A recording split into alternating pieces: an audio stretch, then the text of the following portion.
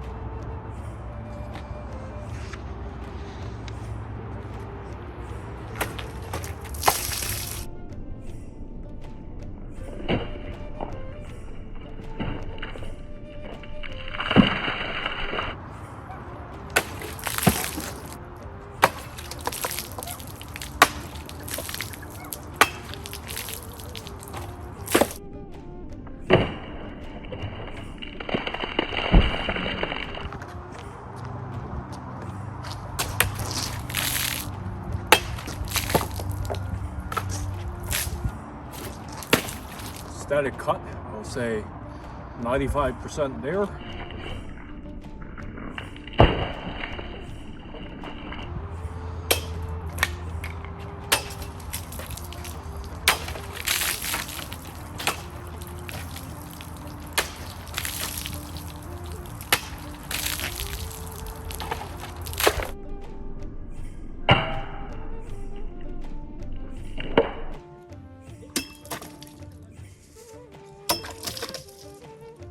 You can see here that this piece is a speed demon among its kukuri peers.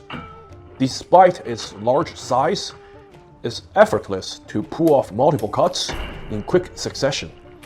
Admittedly, the broadened belly at a point of percussion still introduces a bit more mass on the portion of the blade away from the user's hand. But that's what grants its terrifying bone-chopping power. Yet indeed, it's evident that it's not as fast as a knife type that's more balanced between cut and thrust, like this incredible Bowie knife I reviewed last week. Here you can see the petrifying power of this kukuri. The extremely refined edge geometry as thin as a sheet of ice, and the recurved and broadening profile is a match made in heaven. It not only cut twice as deep into the pork shoulder as the Bowie knife, which is absolutely no slouch, but also sheared the thick shoulder blade bone plate in half. In doing so, it did not remain unscathed. I inspected the blade after cutting through that shoulder blade like butter, and found the edge had suffered some slight deformation where it met the bone. I'm speculating that perhaps I changed the angle somewhat before the blade completely went through the target, and the sheer force of that swing took a toll on the thin edge that was still stuck in the bone plate.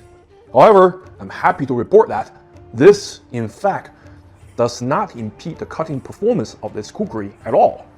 Subsequent cuts went through even larger chunks of the shoulder bone, and this time the edge did not suffer any deformation, or even any dulling of that razor edge.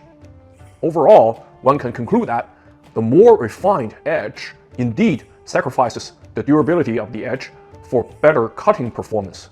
Now, Purna makes a great number of kukuris with apple-seed geometries near the edge, so those would be plenty durable. But if you value performance above everything else, you have to ask if this edge geometry is the kind of gamble you are willing to make. Thrusting-wise, we know it's going to go through soft targets, but for sure the tip geometry and the blade profile isn't optimized for thrusting, as even though the recurve isn't as pronounced as most traditional kukuris, it still makes the tip slightly off-centered from the user's direction of thrusting. It also doesn't carry the same penetrative capacity as a Bowie knife, not to mention daggers like Farabong scythes, or medieval anti-armor weapons like roundel daggers and bullock daggers. But that's alright, it's a monster at what it is designed to do. I also get a chance to chop some wood in the rainforest to test this kukuri's ability to be used as a tool. It chopped wood rather well. The top half of the blade sank all the way into the wood. After 24 chops or so, the edge held up great.